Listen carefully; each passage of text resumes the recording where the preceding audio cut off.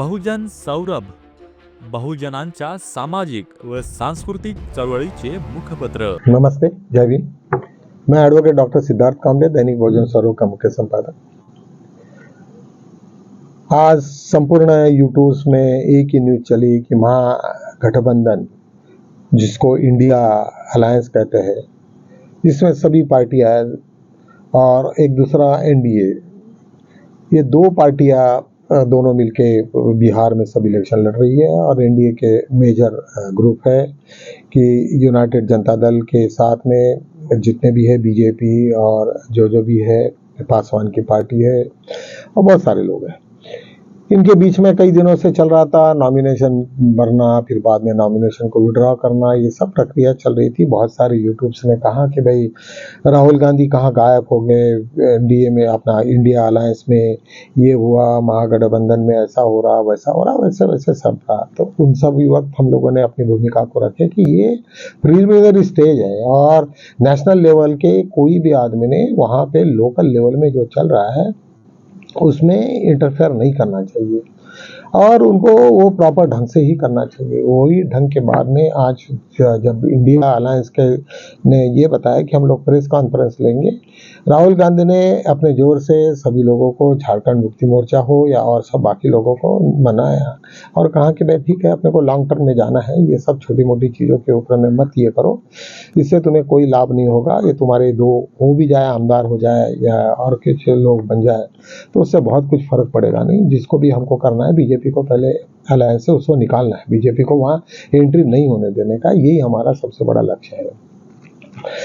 मित्रों, ये सब सिचुएशंस को देखते हुए अभी तक बीजेपी तो नहीं थी वहाँ पे, लेकिन नीतीश कुमार के साथ में बीजेपी का अलायंस होके अपना पूरा का पूरा वर्चस्व उन लोगों ने कायम रखा था। जो भी वो कहते थे, एक बात बड़ी ध्यान में रखनी चाहिए कि जब भी कभी हम दोस्ती करते हैं तो हमारे दोस्ती में उतनी क्लैरिटी होनी चाहिए, उसमें विश्वास होना चाहिए।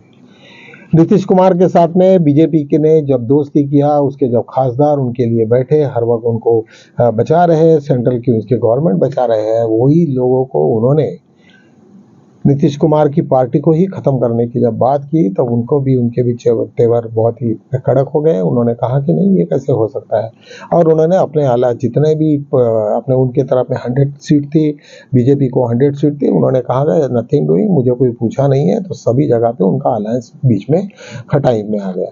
जब उनका अलायंस खटाई में आ गया तो चिराग पासवान को भी समझ में आ गया कि अपन लोग नीतीश के बगैर कुछ नहीं कर सकते, यहाँ बीजेपी का तो कोई अस्तित्व ही नहीं, और वो अकेले बल पे यदि ये लड़ते हैं इलेक्शंस तो हमें कोई मिलना है नहीं यहाँ पे। तो ये उन्होंने भी काफ़ी असंतुष्ट हुआ।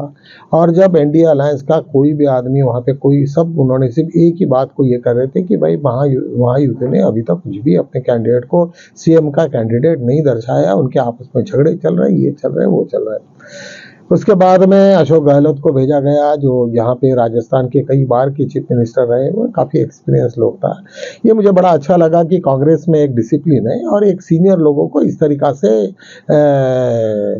कोई मंडल में भेजते नहीं है। उन लोगों को जहाँ पे भी जरूरत है उन लोगों को एक्टिवेट करा के उनके ऊपर में उनका आशीर्वाद लेते, वो चाहे फिर हमारे कांग्रेस के अध्यक्ष खड़गे साहब हो या कुछ ऐसे बड़े सीनियर लोग हो, उनको उनकी जब भी जरूरत पड़ी तो इन लोगों को अपन वो ये यूज़ करते हैं। कांग्रेस की ये परंपरा बड़ी अच्छी है, एक रिस्पेक्टफुल परंपरा है और उसके वजह से कोई नाराज होने का वहाँ प्रश्न ही नहीं है। और जब यहाँ पे राहुल गांधी से कोई गलती भी होती थी, लेकिन एक सीनियर आदमी होने की वजह से वहाँ पे उन्होंने जिस तरीक़ा से आज की वो मीटिंग हुई उनकी अलायंस की, स्पष्ट रूप से तेजस्वी यादव का उन्होंने नाम का ऐलान किया। जब पूरा का पूरा जो था वो पूरा खेल खत्म हो गया, जब तेजस्वी यादव के साथ में ही वो चीफ मिनिस्टर के कैंडिडेट रहेंगे इंडिया अलायंस के साथ में, और सेकेंडली महायुति का, और सब लोगों ने उसको सहमति दी और बड़े अच्छे से अच्छे वातावरण में ये सब ये हो गया। ये जब सिचुएशन हो गई तब यहाँ पे अभी इंडिया अलायंस, अपना एनडीए के अलायंस जो भी है, उन लोगों को बड़ा धक्का बैठा कि हम लोगों ने भी क्या करना चाहिए, क्योंकि उनको नीतीश कुमार को यही प्रॉमिस दिया था कि भाई तुम स्टेट में तुम अपना स्टेट संभालो, दिल्ली को हमको संभालने दो। लेकिन इस वक्त उन्होंने जिस तरीक़ा से महाराष्ट्र में गेम किया था कि वहाँ पे शिंदे जी के को उसमें से शिवसेना से निकाल के उनके फेस पे उन्होंने पूरा इलेक्शन जीता और वक्त पे जब आए तो फडणवीस को चीफ मिनिस्टर बनाया। यही गेम वो वहाँ पे करना चाहते थे, लेकिन ऐसा नहीं हुआ। वहाँ पे एकदम से पकड़े गए और वो वहाँ पे उन्होंने एकदम से उनके बीच में खटास आ गई। अभी जब खटास आ गई तो पूरे के पूरे लोगों ने जो और जिस तरीका से मैच्योर्ड पॉलिटिशियन, तो मित्रों जो भी कोई मैच्योर्ड पॉलिटिशियंस रहेगा वो कभी ऐसे गलती नहीं करेगा। जब उनको मालूम था कि पूरा नीतीश कुमार के जितने भी एमपीज थे उनके भरोसे पे अभी तक उनकी सत्ता चली और वो उन्हीं आदमी के बारे में उन्होंने इस तरीका से कि उन्हीं को खत्म करने की जो बात की वो बहुत ही शर्म लायक है। देखो आप लोगों को मुझे अभी लालू प्रसाद यादव के ऊपर में तो बहुत कुछ अभी आपने सब देखा, कितने दिन तक वो जेल में रहे वगैरह वगैरह सब आपने देखा है। चाहते तो वो बीजेपी के साथ में हाथ मिला के वो कभी का अपने आप को सेव कर सकते थे और अपने आगे में बढ़ सकते थे, लेकिन उस आदमी ने कभी भी बीजेपी को घास नहीं डाला। वो जेल में जाना पसंद किया, जितनी सारी दुनिया भर की केसेस थी वो कंटिन्यू करने की कोशिश किया, लेकिन किसी के सामने में झुका नहीं। तो वैसे ही ये जो लोग वीक होते, कमजोर होते, क्यों हमारी मायावती जी जो ताज कॉरिडोर के बीच में उसको जो फंसी हुई है, करोड़ों रुपए का जो घापा हो गया है, तो वहाँ पे सब लोगों ने उसको बीजेपी के आदमी ने पकड़ के आज जिस तरीका से उसकी हालत कर दी, वो जैसे चाहे वो आज मोदी सरकार की तारीफ कर रही कि जबकि मोदी सरकार में जितने भी SC ST के ऊपर में जुल्म हुए वो सब के सब इन्हीं सरकार में होते। तो क्या होता है जब आदमी नॉन करप्ट होता है। और राहुल गांधी का इतिहास ये कांग्रेस के जमाने से उनके भाई, उनके सब पिताजी, नानाजी, ये सब लोगों से देखोगे तो करोड़ों था, लेकिन उसके पास में कुछ भी नहीं है। तो सब लोगों ने खंगाल डाले उसको, लेकिन उसके पास में कुछ नहीं मिला, ना उसके कोई प्रॉपर्टी, ना उनका कुछ ये है। फिर इस तरीका से होने के बाद में आखिर सब के सब ED CBI सब ने ताकत लगा के आखिर हार गए और वो सब सरेंडर हो गए। तो कहने का मतलब है कि तुम्हारे पास में कैरेक्टर ये बहुत ही इंपॉर्टेंट है। तुम्हारे ऊपर में तुम नॉन करप्ट हो तो बहुत जोर से चिल्ला सकते हो, लेकिन करप्ट हो तो निश्चित रूप से तुम्हें चिल्लाने की शक्ति भी नहीं रहती और ऐसे सिचुएशन में तुम लोग बड़े मुसीबत में फंस जाते हो। एक वक्त की तथागत भगवान बुद्ध की जब बात में आपको थोड़ा सा आपको रिमाइंड करूंगा कि इसके पहले भी मैंने बोला हूँ कि जब तथागत भगवान बुद्ध को ज्ञान प्राप्ति हो गई उसके बाद में सब वो उनको वहाँ पे बुलाया गया। राजा शुद्धोधन उनके पिताजी ने कपिल वस्तु में आए वो, जिस तरीका से सब मैं बाकी चीजें नहीं बताऊंगा। जब वहाँ पे उन्होंने जब पूरे सभागृह में उनको बोला कि भाई हमने राजनीति कैसे करनी चाहिए, तो तथागत भगवान बुद्ध कहते हैं कि जैसे तुम अपने बच्चों को जैसे परवरिश करते हो, उनके हर सुख दुख को, उनके जब बुखार आ जाता तब तुम कैसे डिस्टर्ब होते हो, तब तुम्हारी जब भी प्रजा इस तरीका से दुखी होती है तब तुम्हें देखना चाहिए कि हमारा कोई भी आदमी दुखी नहीं हो, हमारे यहाँ सब प्रसन्नता हो। हम जिस तरीका से अपने बच्चों की परवरिश करते हैं उसी तरीका से पूरे देश में जितने भी राज करते लोग हैं उन लोगों ने वैसी उसी प्रकार से उनके अपने प्रजा की भी सेवा करनी चाहिए। नहीं तो नहीं करे तो अच्छा है, तुम लोग बाहर हो जाओ नहीं करने का। तो इस तरीका से जब उपदेश देते हैं तो तथागत भगवान सभी लोगों ने कहते हैं कि नहीं यही तरीका है।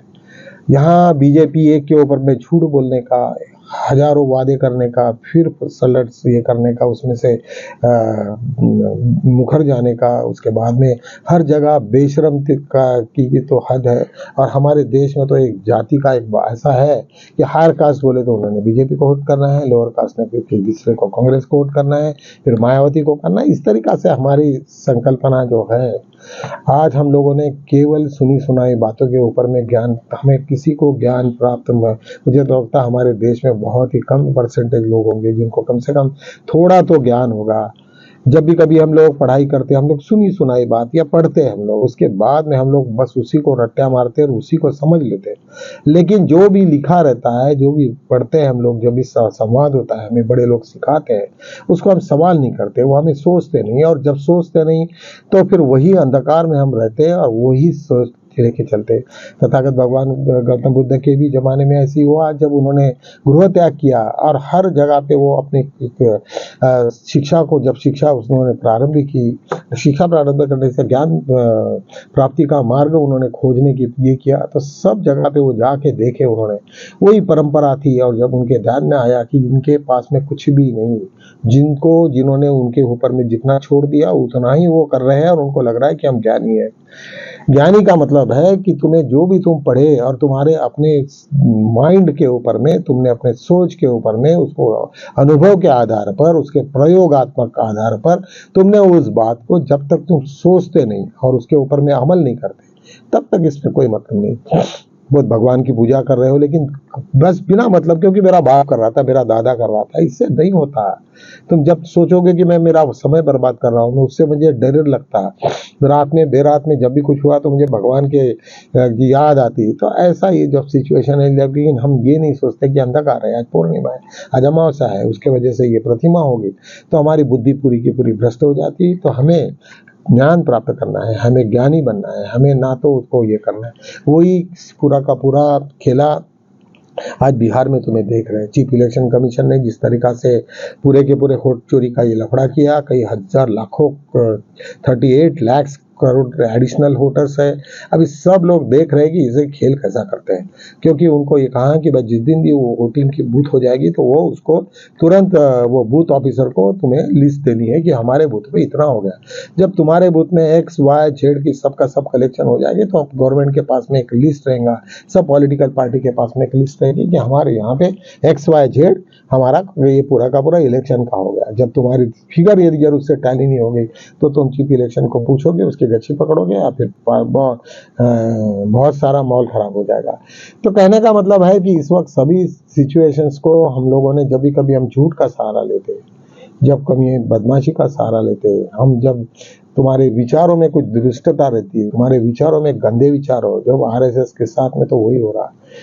कितना अभी तो तुम्हें कर्नाटका भी देखा, अभी तक तेलंगाना भी देखा कि किस तरीके से उनके हाल हो रहे हैं।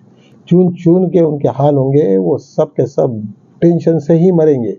कुछ लोग जब मालूम है कि भाई हम लोग आरएसएस से जुड़े हैं, ये बात किसी को पता चली गवर्नमेंट ने और किसी के फोटो किसी ने साझा किया तो हमारी नौकरी जाएंगी। जब ये पता चलेगा तो निश्चित रूप से वो भयभीत होंगे और वो भयभीत में ही वो मरेंगे।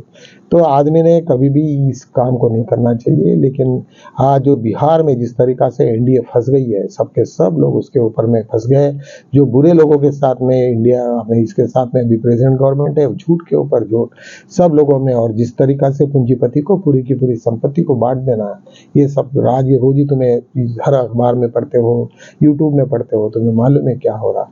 तो मित्रों, आज यही सही है कि आज जब अशोक गहलोत ने जब तेजस्वी यादव का नाम उन्होंने अनाउंस कर दिया तो सब जितने भी पर्दे थे, और वाइस चेयरमैन का, वाइस सीएम का भी नाम ये हो गया, तो निश्चित रूप से सभी पर्दे खुल गए। सब लोगों ने, उन्होंने कहा कि अभी एनडीए की बारी है कि नीतीश कुमार का नाम लेते या नहीं लेते, और अभी उनके सामने में बड़ा क्वेश्चन मार्क है कि अभी क्या करे तो क्या करे। इधर किए और नहीं किए तो भी लफड़ा, और किए तो भी लफड़ा। तो ये सब सिचुएशन से आज अभी एनडीए की बारी है, वो किस तरीका से इनिंग खेलते हैं, क्योंकि इन्होंने तो अपना स्कोर इतना ज़्यादा बढ़ा के रखा, पीएनपी ने, कांग्रेस ने और तेजस्वी ने, महागठबंधन ने। अभी देखने का है कि इंडिया का स्कोर कितना होता है, उसके ऊपर ही सब हम लोगों का लक्ष्य है।